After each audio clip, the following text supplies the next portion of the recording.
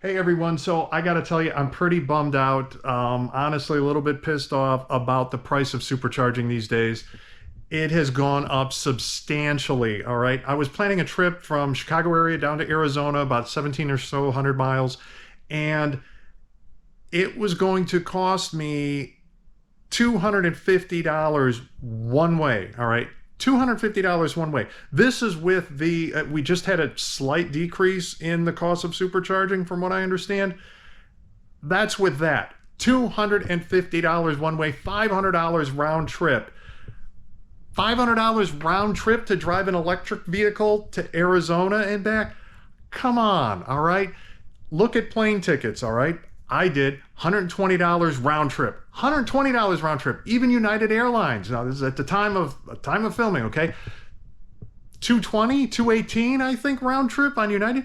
I mean, so why drive? Why drive at all, okay? I know it's supposed to be about the journey and that's what I wanted, right? But I don't know. For that kind of money, is it really about the journey anymore? Because I could just fly down there, rent a car. I mean, this is just like, I am not happy, all right? I'm not happy about this. It really ruined my trip. It's kind of ruining a lot of things actually for me. So in this video, I am going to maybe complain a little bit more and then talk about what happened to the supercharging costs. Compare, all right? Let's compare what it would take to drive a gas car, the good old-fashioned gas car, down that far, okay? Because the electric vehicles used to be a lot less expensive, even on road trips, even using the Tesla supercharging stations, okay? They're not anymore. So let's do a comparison of that. And then also, I'm gonna tell you why, while this is a big deal, overall, it's not that big of a deal,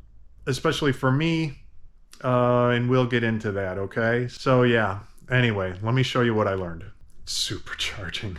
Yeah, supercharging my wallet. So since 2018, Tesla's been increasing the cost of supercharging.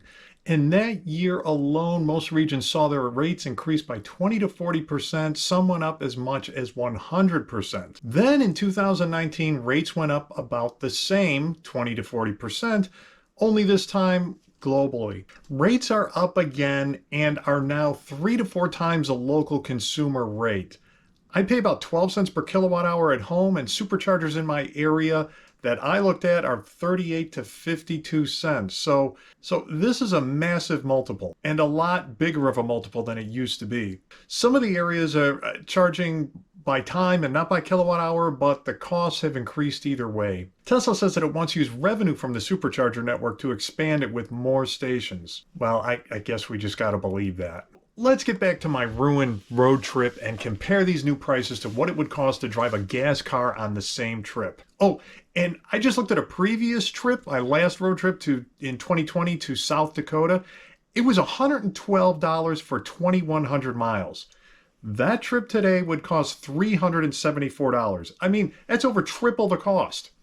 Now, that trip I originally did in the summer, so we get better, mileage in the summer than we do in the colder temps that we do right now, but I think you get the picture. So at $500 for this Arizona road trip, this is equivalent to getting 24 miles per gallon in an ICE car today.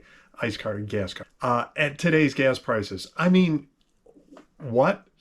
Okay, look at this fueleconomy.gov data. There are almost no cars that get that low of a mile per gallon. I've got the columns highlighted here: city, highway, combined mile per gallon. And it's a lot different than it used to be now with these hybrids, plug-in hybrids and things like that. So, we're basically down here with the Land Rovers. All right. And the really, really, the real gas guzzlers. Okay.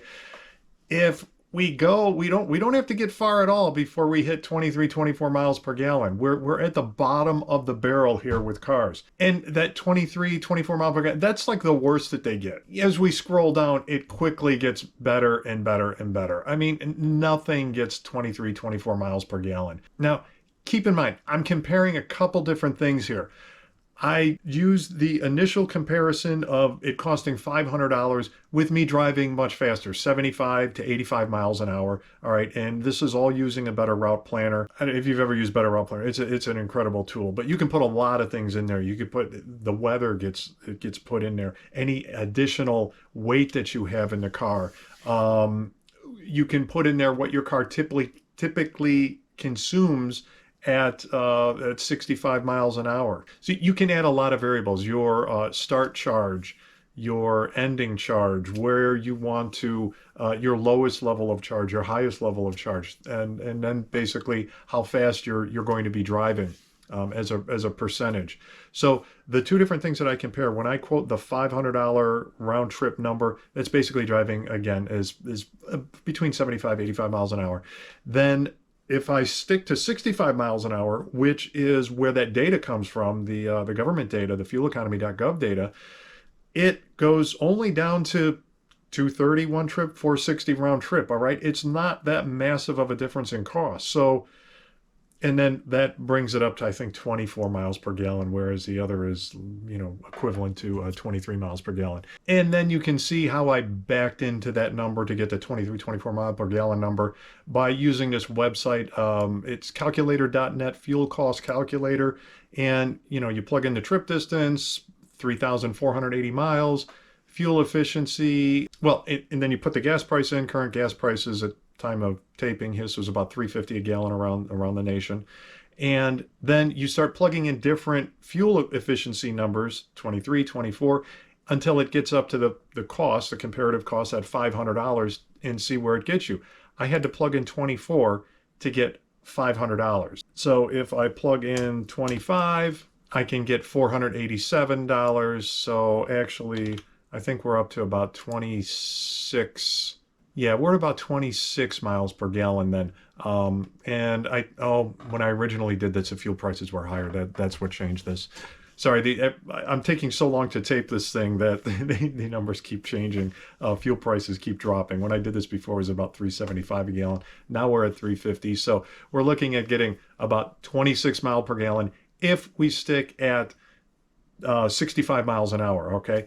But if we drive faster, if we drive the way, most people do on the highway, at least 75 to 80, maybe 85 miles an hour, we're down to 23, 24 miles per gallon because it's going to cost us $500 to round trip to get there and back. So this is not good. I am not happy about this at all. As I've already said, for road trips, I don't take enough road trips for this to be a really, really serious concern for me, though. As much as I'm angry about it, overall, I'm still really happy with, charging my car at 12 cents per kilowatt hour. And, what is the road trips I take, maybe 10% of my driving. So it definitely adds to the cost, but hardly enough to make it, to make me worry about it too much or to be overly angry. And if I'm taking a road trip, honestly, with the autopilot especially, that's probably my number one, my self-driving, my autopilot, whatever you want to call it, driving on the highway, not having to worry about focusing 100% on that road really, really makes the trip a lot easier. So to me, that's worth it. That is worth, it costing a little bit more to take road trips in the Tesla than it would many other cars. Okay. Having to stop more often. I would like to be able to go a little bit further without having to stop, but it's not a crazy amount for me. Okay. I can't sit in a car for probably more than, 2.5 hours. I really want to get out for 10-15 minutes. It feels good. Okay. Maybe I'm getting old. Okay. It just feels good to get out of the car and refresh a little bit, take a break, get something to drink, whatever, come back and hit the road again. So that part's not a big deal for me. But if you're trying to do some kind of cannonball run or something and you don't like stopping, the EV thing in general is probably not for you right now. Although you do have some of the cars now coming out. Model S, I think, gets rated at about 400 miles per gallon. The Model 3 is more like 300. The Lucid, I believe, should get about 500 miles per gallon, or 500 miles per gallon. The Lucid should get you about 500 miles of range. So that really takes that part out of the equation. It's a give and take, and I hate to really give up the low cost of supercharging. You know, it used to be that the costs were very, very similar to charging at home. So instead of seeing 38 cents, 52 cents per kilowatt hour, it was way closer to 12 cents, 20 cents per kilowatt hour. So yeah, this just sucks. It just sucks. So that's it, guys. Thanks very much for watching, and please like and subscribe. All right, thank you.